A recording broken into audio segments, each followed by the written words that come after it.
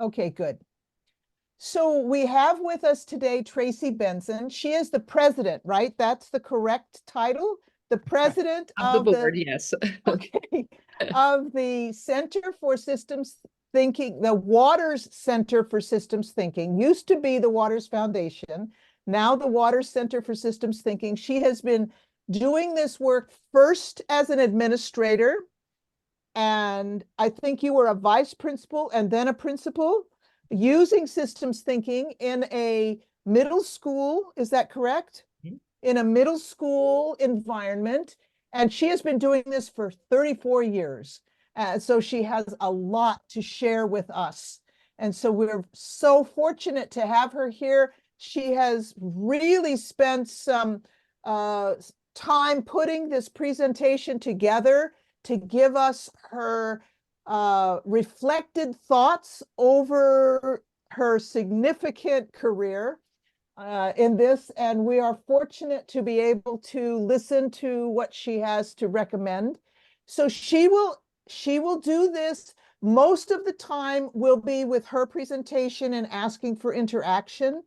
And then the last 10 minutes, I would like to show you some slides from Tim Joy, who was an English teacher and then became a principal, who was an English teacher when he learned system dynamics and taught system dynamics modeling and used it in his English classes, and then became a principal, and some of his reflections on using system dynamics as a principal. That'll be at the end. So Tracy, go ahead and take it away. Thank Thank you you. for being here. Yeah. Yeah. Yeah. Thank you. Thank you, Diane. I know it's a little bit later for my work I day, know. Sherry's Yeah. birthday, but yet, hey, it's like it's important that we are here, and it would really help me because I know some of you, but not like Sebna. I'm not sure where, like, what you do, where you're from. That would be really helpful as to what kind of work you do. Phil, it's good to see you, and Benjamin, good to see you. So, some familiar faces, but Chunim and Sebnem, are you educators? Are you administrators? That would help me. Yes, So, Chunim. yeah, I'm a teacher in elementary school. Yeah. Okay, So I'm wonderful. very thank you. Nice to meeting you. Nice to Okay. meet you as well. Hi, I'm from Turkey actually. I'm with Oh, Emre's team. Yeah, I thought, Systems okay. Thinking Association. Yes. My field is early childhood education, but I'm a researcher, not a teacher. So you have are you the one that has the doctorate in early childhood education? Yes, Oh, okay, that's so we're going to the need to one. talk. That's another topic that we're really interested in. All Sherry's right. Yeah, so sure. okay, great. And Thank Phil you. and Benjamin, it's so wonderful to see you. So, so I am going to share my screen, and I want to let you know that I put a lot of reflection into what we were doing, because when Diana asked to look at specifically our experience with school and district administrators, I was kind of thinking like, okay, that's a specific area. Leadership is kind of more how we refer to that. But then I thought, okay, let me really think about that. And as I'm talking, I had the wrong tab open, so let me get the right tab and show some visuals. I'm going to stop periodically and do some interaction, not just at the end, but throughout. So that's what I hope to do today or this evening or your day. Whoopsie. I don't know what. Sorry. Wait, hold on a second.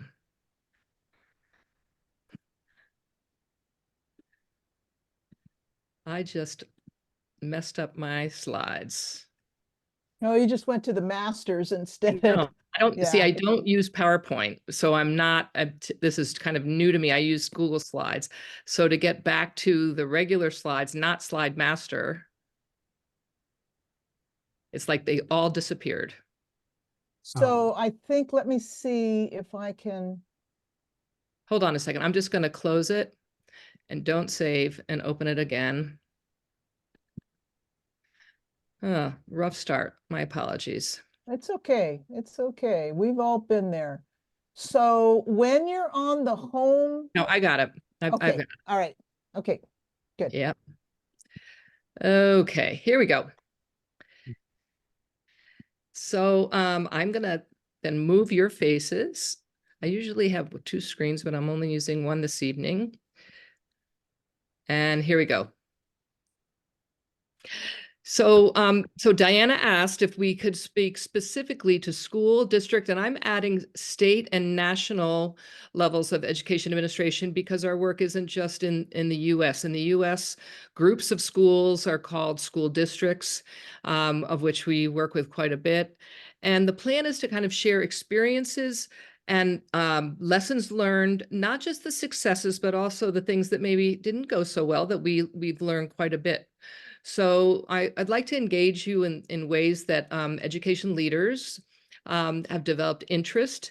How we help people become interested, and how we help them sustain interest in continuing to learn systems thinking habits and tools. This image is one that we used to create the conditions for learning. So we have content, and that content is systems thinking concepts, habits, and tools. The connections have to do with what connections can you make between the content and your work? What connections can you make with one another? Which then leads to developing that community of practice. We work with groups typically that are not necessarily all have the same position or jobs. And in administration, as you know, when groups get together, the people have different responsibilities. It could be responsible for a school, responsible for a group of schools, responsible for different aspects like curriculum versus professional development versus school board governance, and so on. And then that outside loop is really just looking at systems learning leads to application. And our goal is that when we work with a group, that they should be able to do something with what they've learned the very next day. So that application is practical and easy access to being able to apply quickly. And then that cross-sector collaboration. We especially really like it when we have people from different schools, different geographies coming together and sharing their learning. And so with that, just our current geographical scope of work, we're working with 33, have worked and continue to work in multiple ways with 33 out of the 50 US states. That involves long-term contracts, hosting conferences like our Camp Snowball and our institutes, and that is both virtual and in person. So we tend to have quite a bit of travel, which is exciting. And then also countries outside of the United States, quite an array. Like my colleague Sherry Marlin, who is here, who's our executive director. She's had a long going relationship with schools in Afghanistan. And we even have a version of our habits cards that is appropriate for them in their language, and even the characters look a little different. So that are on the cards, which I'll be showing you in a bit. Not the Afghan cards, but we have those available if you are interested. And then our Thinking Tool Studio is our online learning platform, and that has widely been used, especially at the breakout of COVID, where with pre-college educators and administrators, we have people registered and using that site from all 50 states in the US and from over 80 countries outside the US. So there's a QR code there, and also I can put that in chat as well. And Diana, I don't know if you can see that one in chat because I put it earlier, the one that ends with cards. That would be really helpful. Cards. I will copy that and put it in chat again. Thank you. Thank you. And so Okay. one of our mentors from long ago, who I'm sure many of you are familiar with, is Dr. George Richardson. He's a retired professor from State University of New York in Albany and has been very active in the System Dynamics Society. When we were first in some of the early years when we started, he gave us this metaphor that has really served us well, that if we want to interest and encourage people to engage in systems thinking or system dynamics, we can't just have one method to interest people. We have to find multiple doors to be able to invite them and encourage them to come into this room, come into this learning room. And so the doors are many. And one in particular, I had mentioned, are Habits of a Systems Thinker. We've sold or distributed, we're estimating of all the different editions, over 200,000 sets of these cards. Plus we have digital versions that are in the chat that Diana just put in chat, that URL. 11 different languages so far. Our goal is to get many more.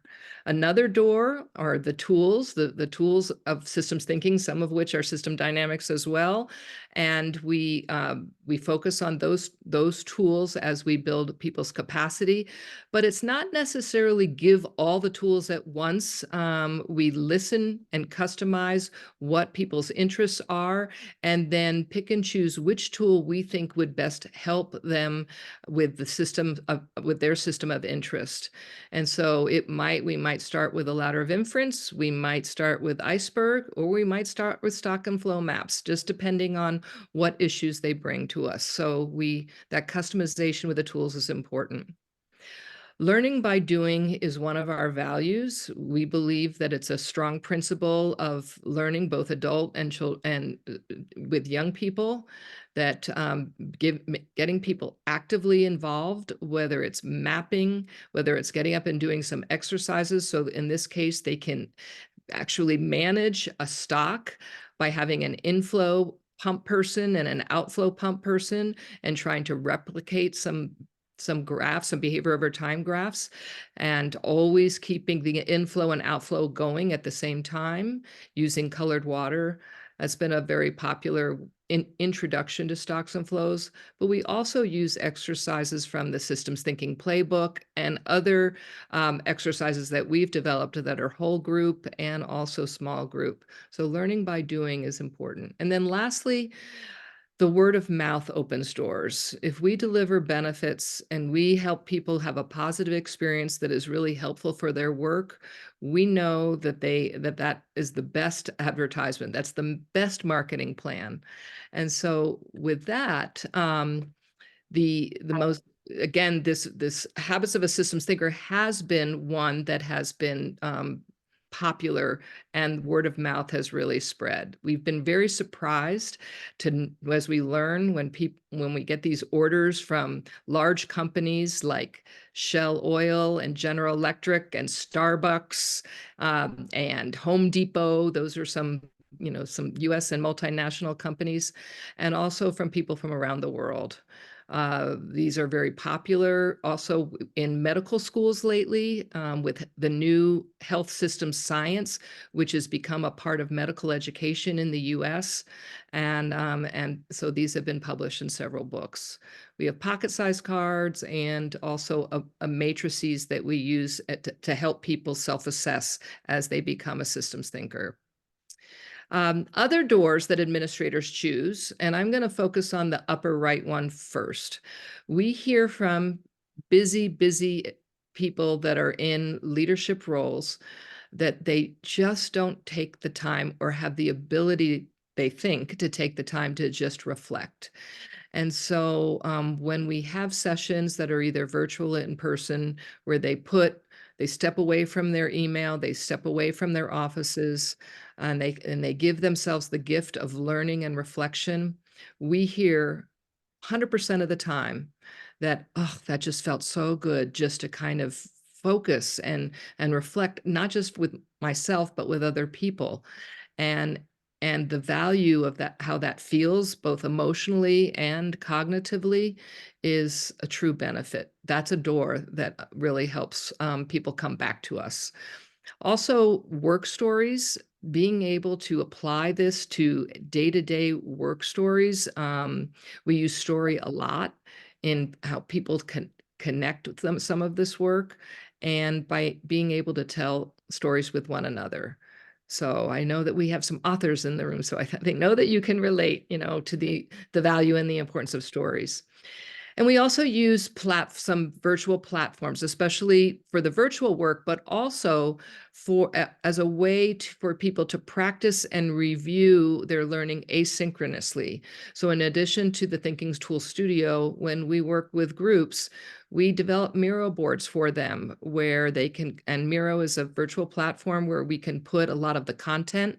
This is like a beginning board where we have connection circle templates and archetype templates, and in other parts you would see just some really basic stock flow that they could, that are drawn, and then they can add to it with arrows and text boxes and actual hand drawings. And they really appreciate that. And that is available to them throughout. As long as we're around, they have full access to those Miro boards.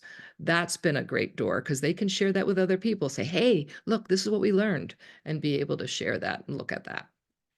And so I'd like to share with you 3 specific lessons learned from our experience. But before I do that, I want to stop for a minute. I'm going to stop share and just ask, what other doors have you experienced that really help people get interested in systems thinking, system dynamics from your experience? Like what has helped? What can you share that might help us all learn from your own experience? Helps get people interested. I can contribute here. Thank you. Yeah, you're writing about systems thinking makes some people curious about that subject, and then once they read about it, and then they start asking some questions, and they find you. Once they ask some questions, then we generally, as a strategy, me and Emre, we say, we do have some sort of organization. It's a non-profit one. So would you like to come here, and also we can give you some more information. And if you are still interested, Emre has a specific system of mentoring, 101 mentoring system. So this is generally how we proceed. Thank you, Sebnem. That's very helpful. Thank you. Just having conversation, people asking questions. Diane, I think you're muted. I'm going to talk for Philip Ramsey since he hasn't said anything yet. I think storybooks are a great way to get parents and kids interested in stories that are a little bit more involved. His Billy Bonk books are great. And so I think that is one way. Stories are wonderful, especially stories are great for everybody. But I think for young kids, it is really a way to get them starting to think about this. And I think we need to identify stories that have enough interaction in a way to make the systems kind of come alive. And that's what his books do, which I think is terrific. Mm-hmm. Yeah. So. I have one. I have another one. As you told me, the learning by doing is wonderful, especially learning by doing with games. So I usually games in the introductory phase. Especially I like the connection game. Mm-hmm. They move their body and then they realize how we are connected, something like that. So they are ready to learn, ready to learn from what I'm going to do. Yeah. Yeah. Yeah. So we have actually had Benjamin do a presentation at a SIG where he recorded it and had it, and of course the class was in Korean, but he is very technologically literate and put captions on the bottom in English for us so we could watch. And of course, all of our recorded SIG meetings are on our webpage with the System Dynamics Society. So if anyone was interested in seeing what he did with those games, they could find it there. That's fabulous. The teacher of the classroom is the Chunning Kim on the screen.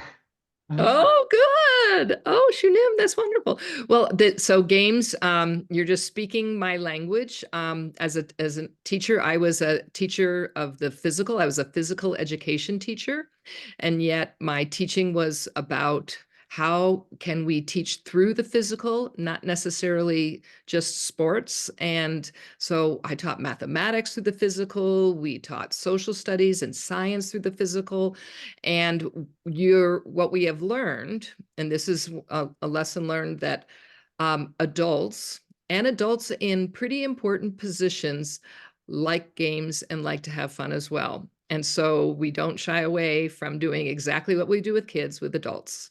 I've had some experiences where I was working with a large Fortune 500 company, and actually Sherry and I were working with a large company in Abu Dhabi, and we brought all those games to this investment company, and they just had a great time. But it was meaningful fun, and learning by doing.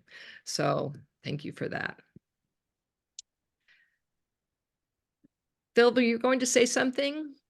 I was going to mention a lot of my work is at tertiary level rather than the classroom, plus in some consulting work. I find that the doorway of coaching busy managers, executives, to be able to think through the complex problems that are baffling them takes a lot of listening initially, and then just giving them something that unravels some of the complexity is something I really value, and that often prompts further exploration. Oh, thank you. Thank you for sharing that. Yeah, I agree. So, so I want to get into a little bit more about our lessons learned, and this is the first. This is a diagram that comes from a body of work called Appreciative Inquiry, and I think I have that ready to go in the chat. This is a 2-page handout from one of our manuals, one of our training manuals, that takes appreciative inquiry and really looks at a systems thinking approach to it. So when we begin with people, we assume that they are already systems thinkers in some way. And so we invite them to discover their own systems thinking strengths first. And the way we do that is using our habits cards. On there, we have 14 of them in the current edition, to say, well, go through these and just pick 2 that kind of stand out to you, that make sense, and that you actually see them as strengths, and that you could pair up with someone and tell a story about how you put that habit into practice. And in an in-person setting, we might have these large posters of the habits around the perimeter of the room, and people would move to the poster of a card they chose, and they buddy up with someone, and they each tell their stories. And then they move to the poster of their second card. So they're telling stories, they're providing evidence of their self-assessment, and they're beginning with their strengths. And then throughout, we ask them to continue to dream about goals, new collaborative ways to lead schools to excellence. So think about the role that you play as an administrator. What would the school that you dream of, what would that look like? What would that sound like? What would be some goals that you would like to, set for that? And it's not just you as a person, as one administrator, but it takes a village, right? So it's looking at leadership is shared, and there's a collective approach to that dreaming. And so we encourage people to engage others in that dreaming part, and then to design structures that's connected somewhat to the structure level of the iceberg, understanding your system and the behaviors that it's producing, and then look at the structure level to decide, okay, what might be a practice that would help us make progress, and then to deliver by taking action, by focusing on those leverage actions to generate those desired results. And then because of that progress that you're making, you continue to discover your own systems thinking strengths. So it's definitely a reinforcing process, but beginning with appreciation. The second lesson learned is that we truly believe in providing people with opportunities for practice, the verb, in order to develop their own practice. And so these are just some pictures. I had so many, it was really hard to choose, of people in the beginning stages of their learning.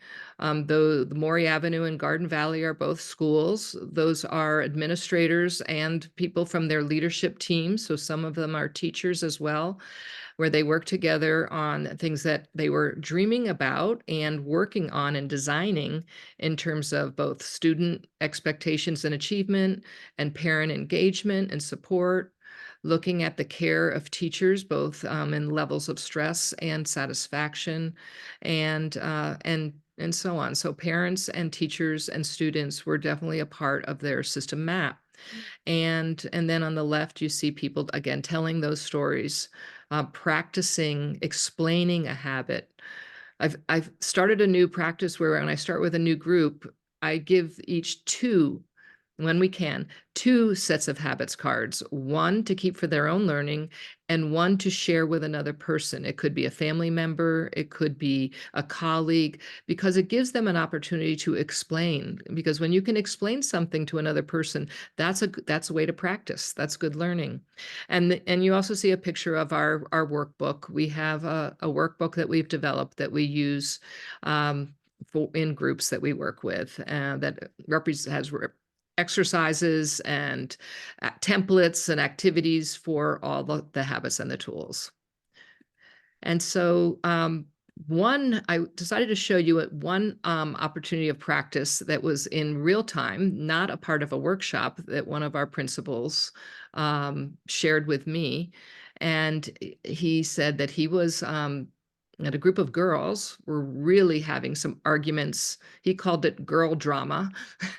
And their voices were getting louder and louder. And I believe this was during lunch, and they were sent to the office for some consultation.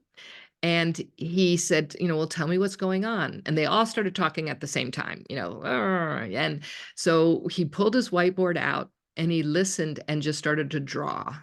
He started to draw what he heard. And the girls were kind of looking like, what are you doing, Mr. Pope? And he said he used the maps to paraphrase what he heard, to ask if this was an accurate representation. The girls immediately, their emotions went down and they started pointing at different parts of the map and saying, well, it's really like this, or no, it's really like that. And they took out the whole conflict outside of their heart and kind of put it just in their head as now analyzing their own situation. And what the principal said was that it was an incredible tool that de-escalated the situation and that gave the girls a chance to be able to analyze it, talk through it, and resolve it. And they left smiling and laughing and very happy. So he found it, that practice, something that he was going to repeat often and often. And then he said to me, but I don't know if this is right, but I just want you to know it worked. And so that's another piece of our practice, is that, especially with some of the loops and stocks and flows where there kind of are best practices, we help people just dive in without worrying about being wrong. It's most important if the tool is helpful, and then guide them into best practice over time. And so that's that example. And if there are questions or any comments, please, I have the chat open, so please use that, because I want to give you one more lesson learned. And actually, I was going to skip that one. I was going to go to number 4 for time. And this is the importance of making learning fun, which I talked about before, and to generate powerful, memorable moments. Has anybody, I know Sherry, we've both read this book, but is anybody else familiar with this book, The Power of Moments? So this is by Chip and Dan Heath, and they identify 4 elements that really help people have a moment that is significant and memorable and impactful. And that is elevation, insight, pride, and connection. And so these questions in blue came from their book, like, what if a teacher could design a lesson that students would remember years from now?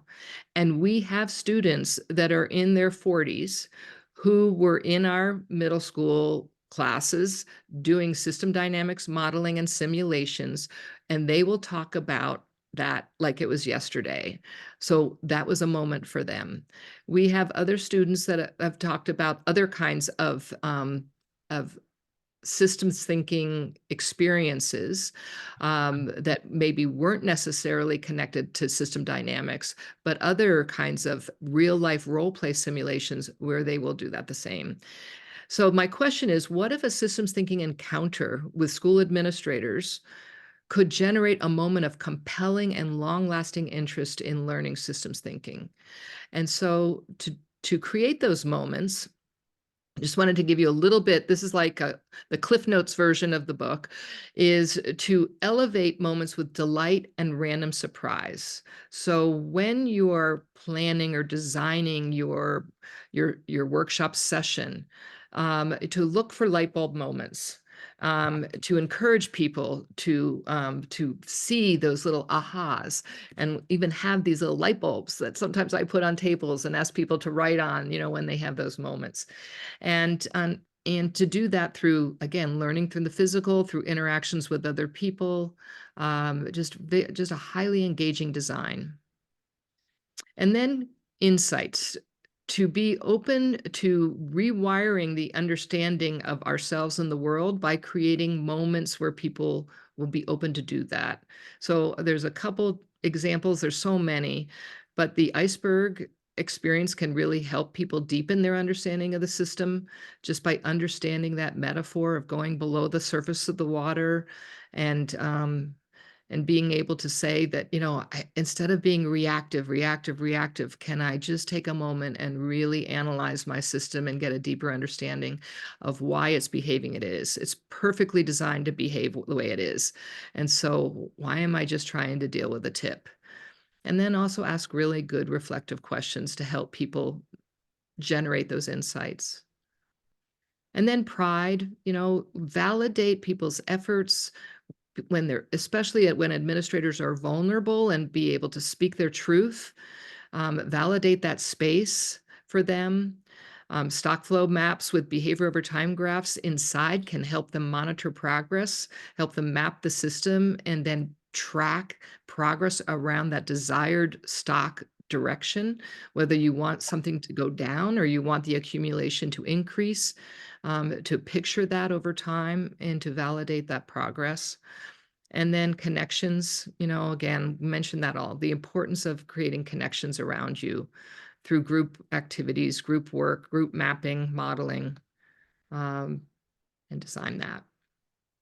So that's the power of moments is important.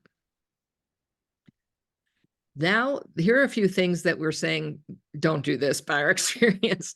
And so, again, we have done all of these things, and so and have not had very good results learning over the past few decades. So we have worked with districts where the superintendent of the district was so excited, he was mandating that every teacher go and get systems thinking training and workshops. And they complied, and they did that, but it didn't sustain. It was kind of seen as the flavor of the month. This soon shall pass, and some really engaged and sustained, but it really wasn't very successful when you look at transforming a whole system. One and done is when you're invited to do a workshop without any plan for follow-up. We have had experience where that seldom works. It seldom gives develops any kind of change or application of the work into leadership, administration, or even teaching for that matter. So that follow-up is important. Coaching support, expectations are great to be able to put into place. The other, and have a little cartoon on the left about your plan and reality is, as former educators, we all have lesson plans, right? But coming in and teaching the plan versus teaching the participants, being willing to have a part B, C, and D in your plan, depending on what happens, being flexible and to customize. When we work with a new school or group of schools, we find out what they're already doing. What are things they're already working on. We learn that language, we learn their process, and we customize what we do with them within the things that are familiar already to them. And speaking of familiarity, sharing examples that have nothing to do with the organization tends to fall flat. And we've even had people say, why are we even doing this? I remember my very first entree into system dynamics. This was 34 years ago with Stella 1 and Apple IIe computers. It was, and we learned Stella by population models was our first example, and we worked on those. And I thought it was pretty cool. But at the end, I was like, okay, now what am I supposed to do with this? I mean, I just wasn't quite sure. And so we try to start with examples that speak to people. And here's one. So this would be an example. So this is an example of a group of high school principals who were working in schools that were very challenging. And there was a standard that students who had so many absences in a particular time period were labeled as chronically absent students. And they actually had to report that to their counties and state systems. And so that stock of chronically absent students was problematic. And so we drew this was their very first, it didn't even teach stocks and flows, just said, here, picture this box. This is called a stock. These are your chronically absent students. These are your regular ones. And there are pipes or flows that go between each of these. What would open or close both of these flows? What would open and close the one that goes into chronically absent, that causes students to be in that box? And how about what returning to being regularly? And they just went for it. They just started drawing and connecting and got very engaged. And they used that map to say, you know what, we've been so reactive. We wait till kids get chronically absent and then we try to do something about that problem. Why can't we be more proactive? And that really fueled their plan. So that was pretty exciting. So I'm going to, again, stop share for a second and bring your voices in, reactions, adding to anything that I've shared, questions, pushing back, new ideas. Really open for us to learn from one another.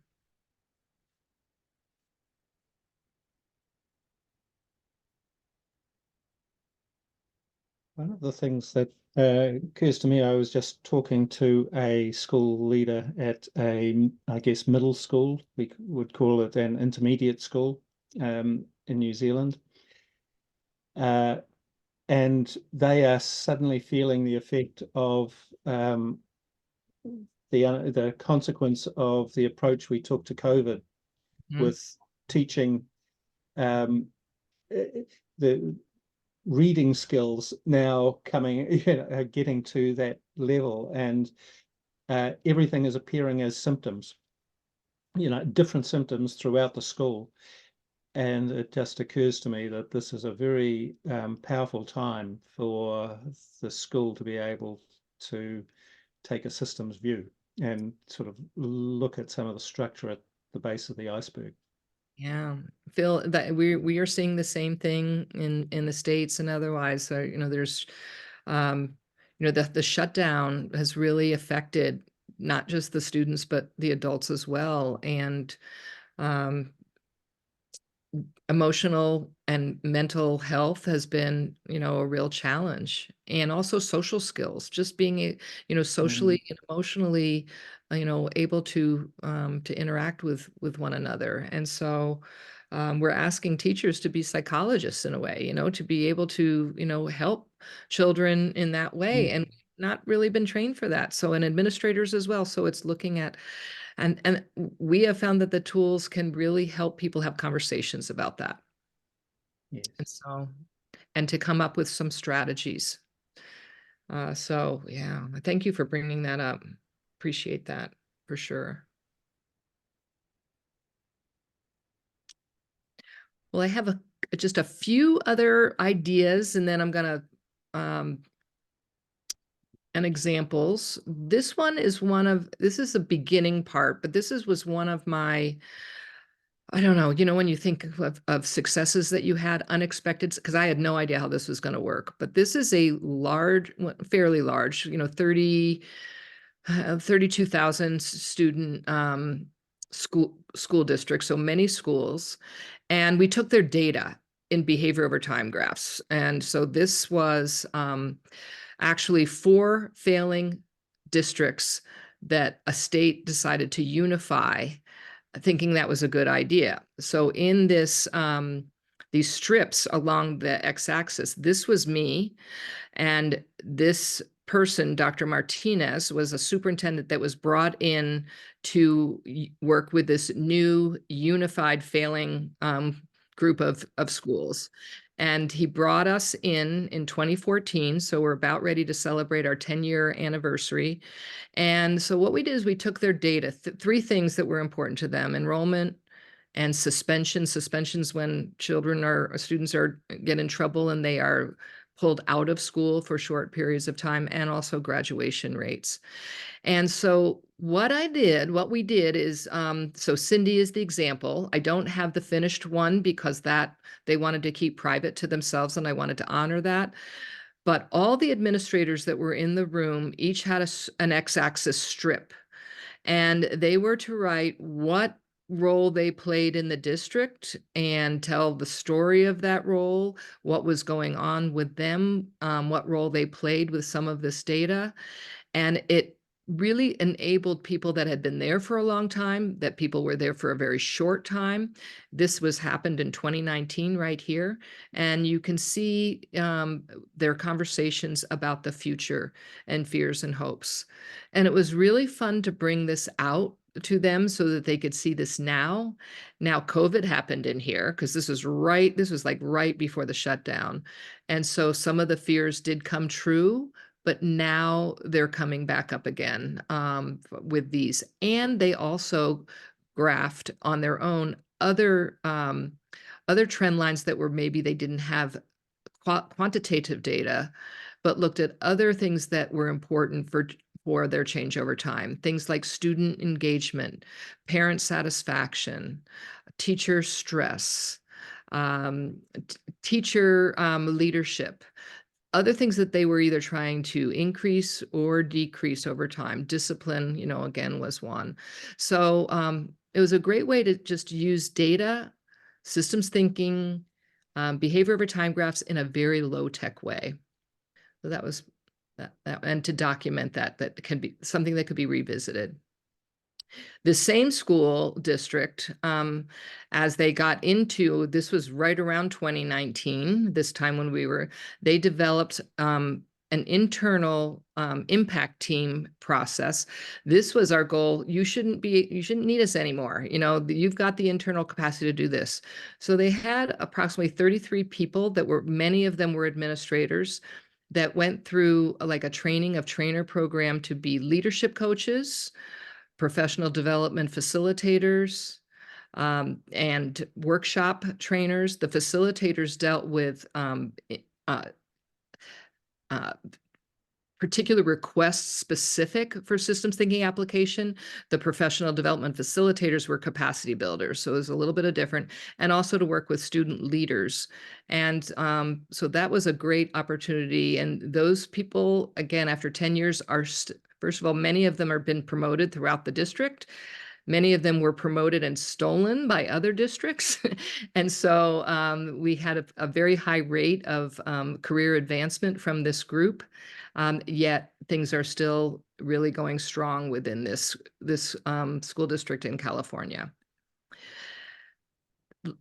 Also, because we've been doing this for a long time, we find that students, former students and current students, also opened doors for us.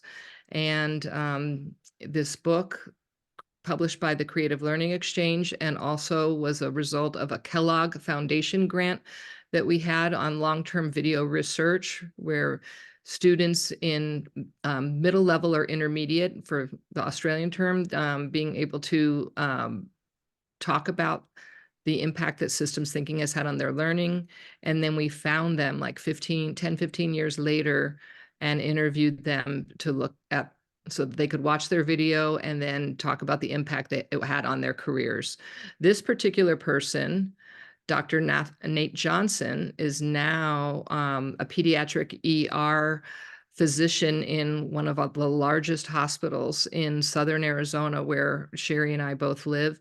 He has been a speaker for us in different conferences with a lot of the medical, public health and medical education work that we've been doing.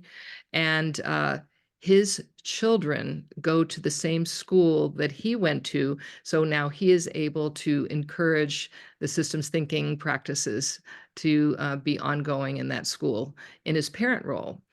And so he's wearing many hats there. This person, David Mandel in the center, was also in these videos. He wasn't featured on the cover.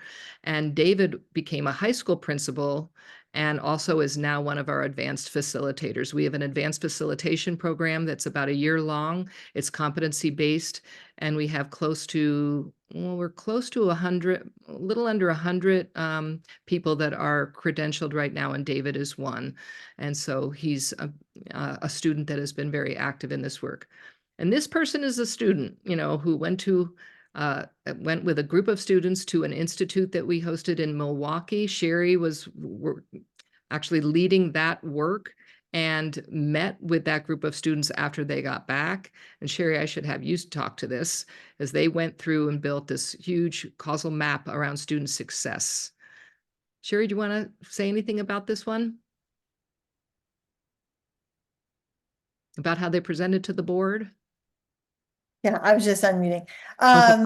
So it was really a testament to how open students are and able to make causal connections as they thought about what gave them agency and success. And then it comes as no surprise when we want to influence administrators and particularly governing board members, how moved they are by hearing their own students. And it's really hard to argue that this is powerful and necessary when students are able to articulate how it has helped them think and communicate their ideas.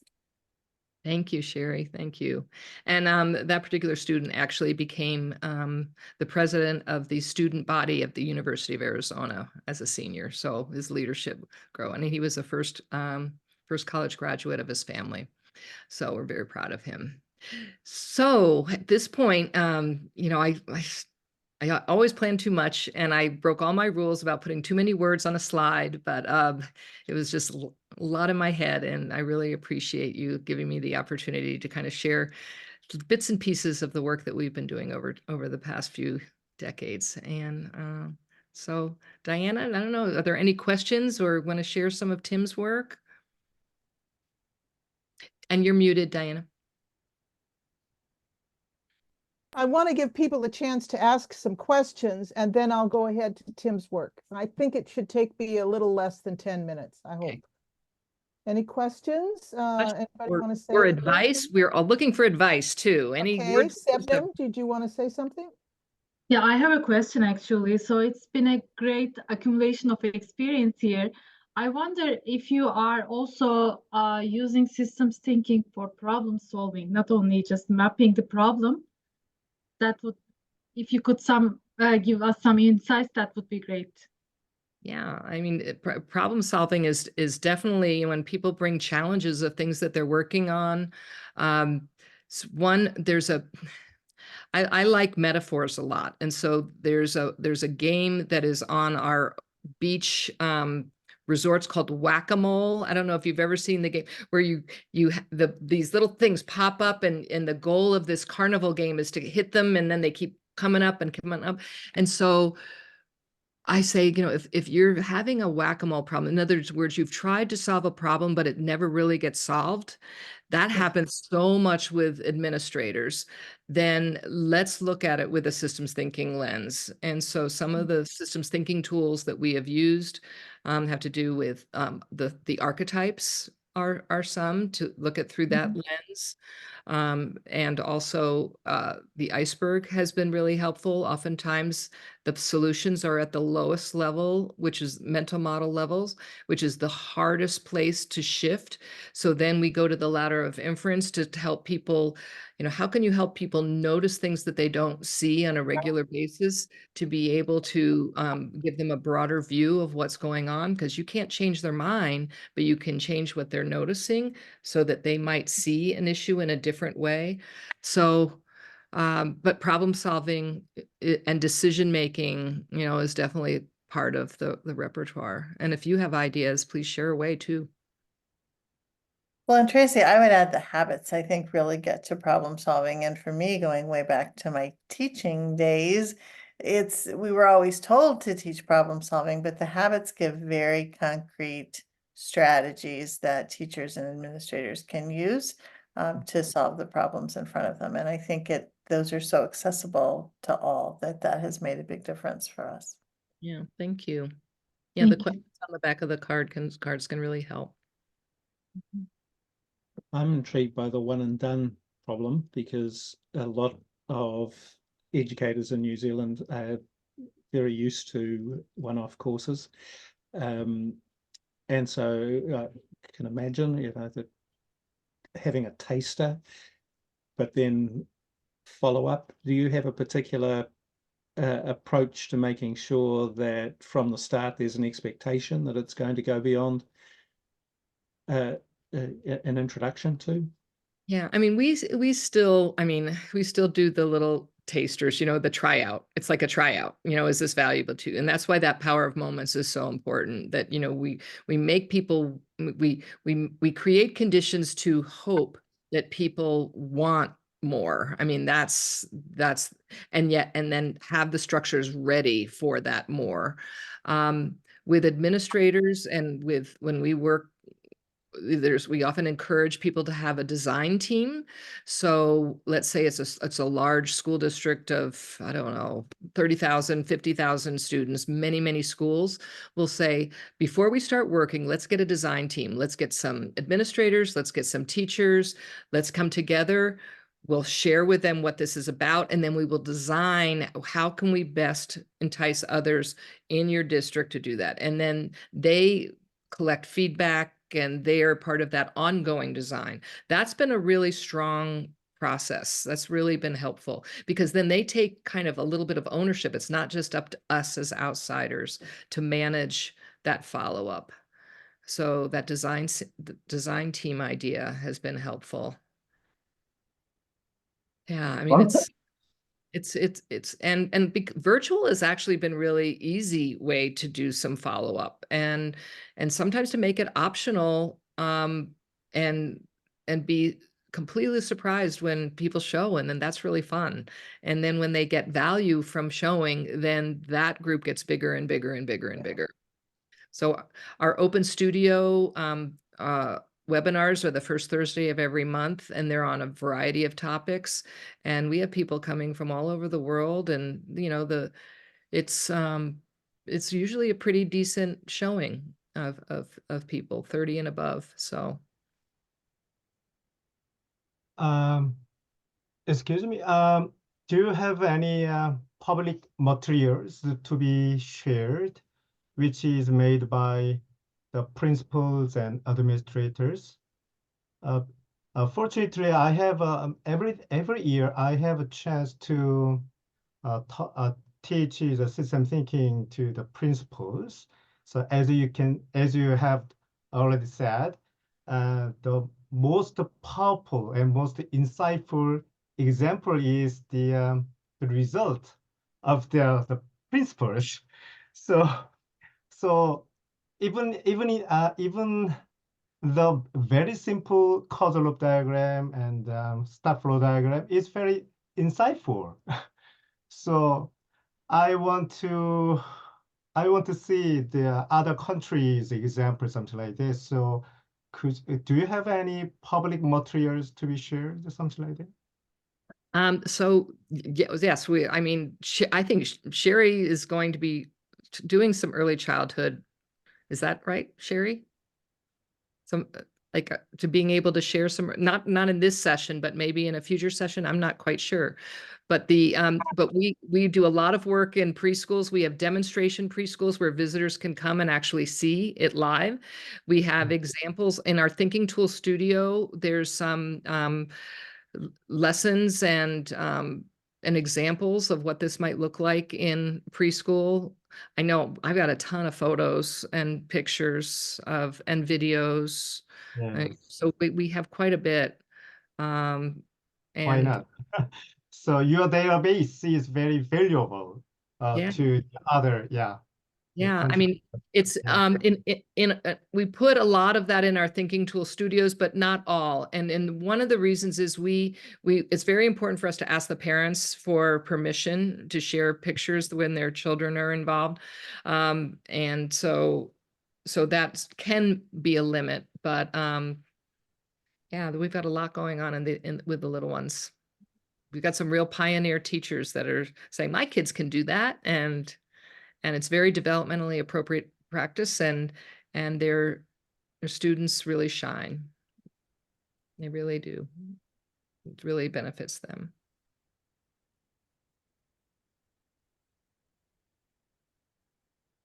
Well, thank you very much, Tracy, and Sherry, for sharing this with us. We appreciate it a lot.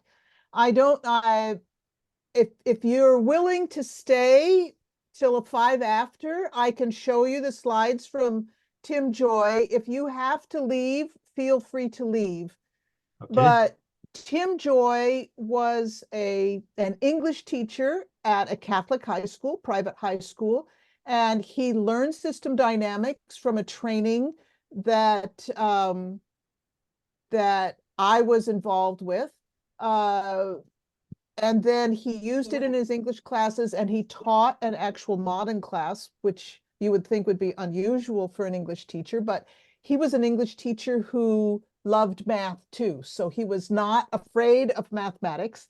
And then he became an administrator, and I asked him to present for this particular session, but he was not able to do that. He wrote some paragraphs for me, and I made them into some slides, and then I showed him the slides, and he expanded them a little bit.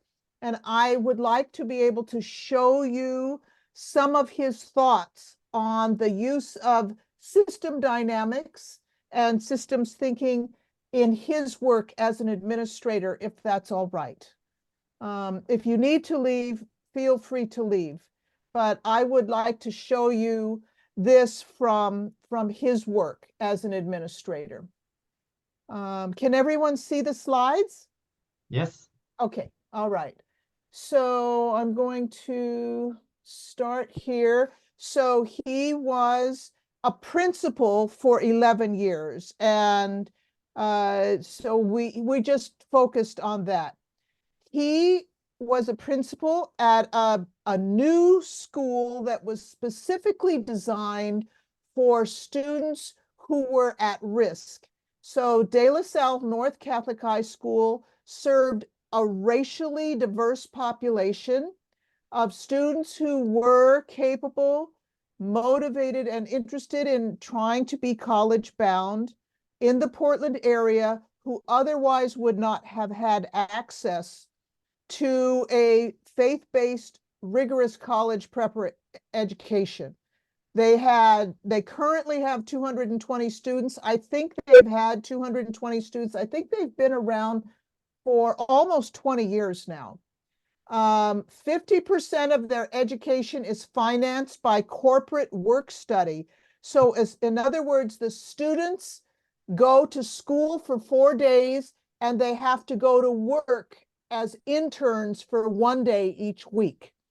And that helps them learn how to dress for a business situation, how to speak with others in a business situation, how to behave.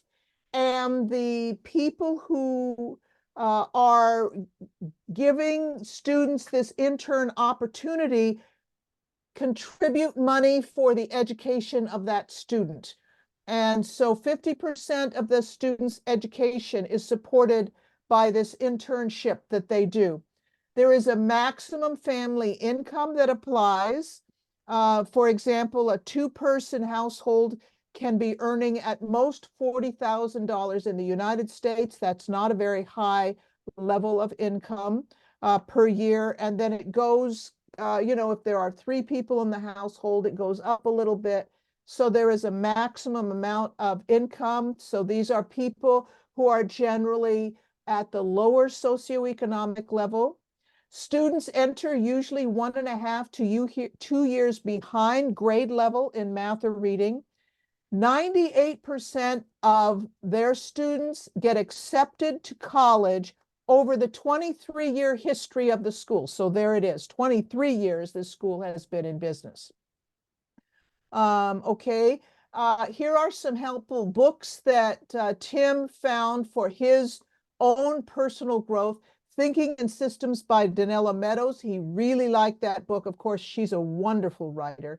And The Global Citizen by Donella Meadows are two books that he really felt were very helpful to him. So he says, the questions he wanted to think about were, what have we set up in the school that results in about 30 students transferring out each year, either by their choice or by the choice of the administration? And why are so many students of color failing classes? Those were things he wanted to think about. So these are his reflections on that. What is the system of our school? And the system is not what we think it does or expect that it will do, it's what it actually does. They had thoughts about what students leaving, they thought it was about the students. We were looking at the handbook policies, thinking if they changed the handbook policies, that would change student behavior. For a long time, they were tinkering with the wrong levers, adjusting the tardy policy or the homework policy, the dress code policies, thinking that would make a difference. None of these actions actually made a difference. So, reflection here, did I miss one? Okay, this is the reflection here. It's not the students that are the problem, it's us. When they started looking at their actions, the administrative actions and the teachers' actions, and the deeper structures of the school, we put ourselves inside the boundary of the system. They reviewed and changed the master schedule. They added professional development to shift the teaching methods, reviewed and revised the curriculum, especially in history and English. And I actually would have liked to have asked him, why history and English? They added actually rigor to 4 years of English, 4 years of math, 4 years of science, 3 years of social studies, and some AP classes and dual credit classes. They added rigor to their curriculum.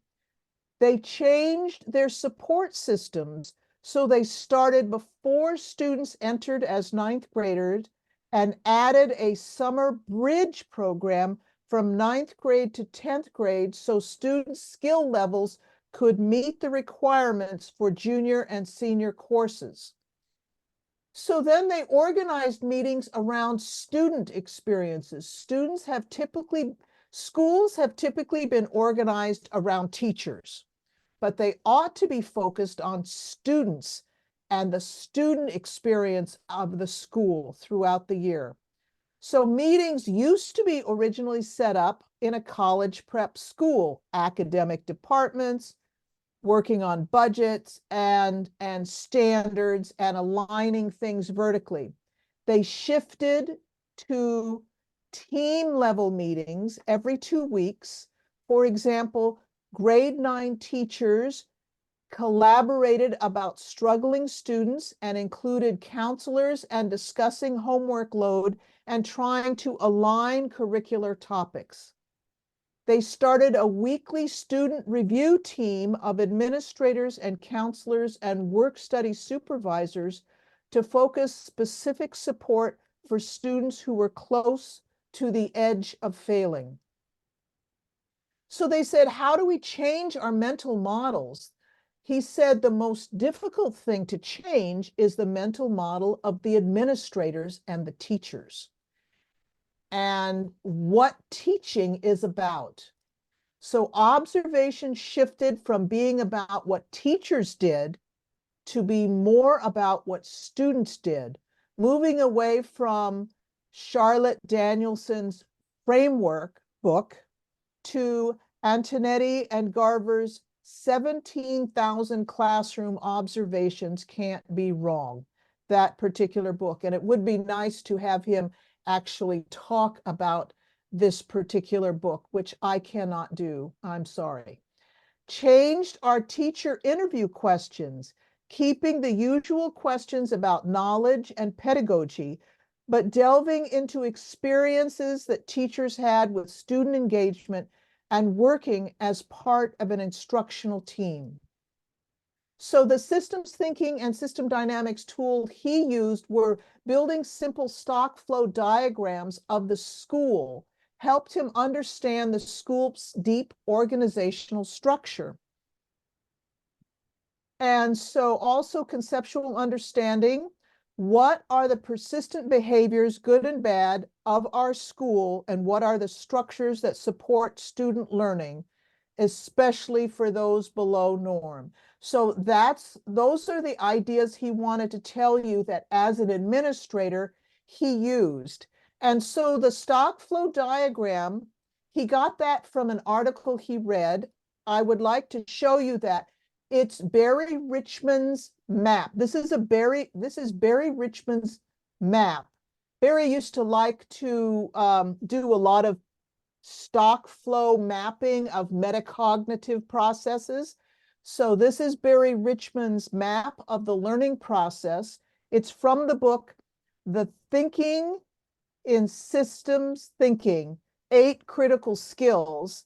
And in the chat, I put a link to this article, which you can access freely online. And what Tim Joy did was to take this stock flow map here and he made it his own. He changed some things in it, but he couldn't find his map. He was looking for it and couldn't find it in time to send to me.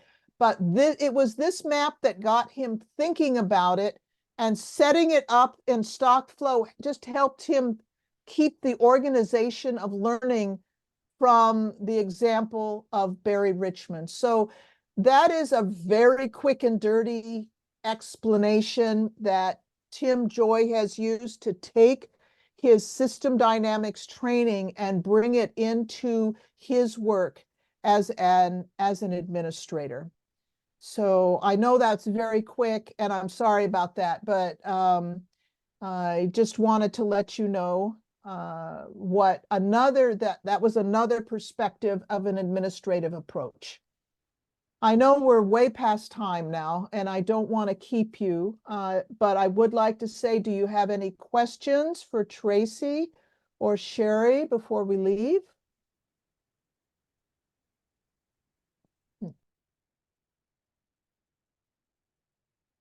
I have to keep myself unmuted.